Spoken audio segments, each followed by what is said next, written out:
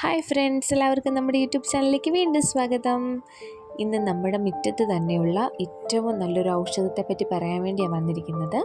കുട്ടികളിലുണ്ടാകുന്ന കഠിനമായ ചുമ, ജലദോഷം, കഫക്കെട്ട് ഇവയെല്ലാം തന്നെ നമുക്ക് തുടക്കത്തിലെ മാറ്റിയെടുക്കാൻ പറ്റുന്ന ഒരു ഏറ്റവും ഗുണമുള്ള ആയുർവേദമാണ് ഞാനിന്ന് പറയുന്നത് കേട്ടോ.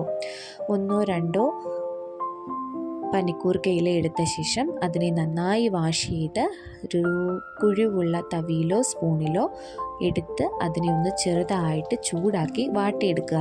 അതിനുശേഷം നമ്മുടെ കയ്യിലെ വെള്ളയിൽ തന്നെ വെച്ച് അതിനെ നന്നായി ഞെരടി ഒരു സ്പൂണിലാക്കി 1-2 ഡ്രോപ്പ് തേനൂടെ ചേർത്ത്, തേനില്ലെങ്കിലും കുഴപ്പമില്ല, ഡയറക്റ്റ് കൊടുക്കുന്നതാണ് ഏറ്റവും നല്ലത്.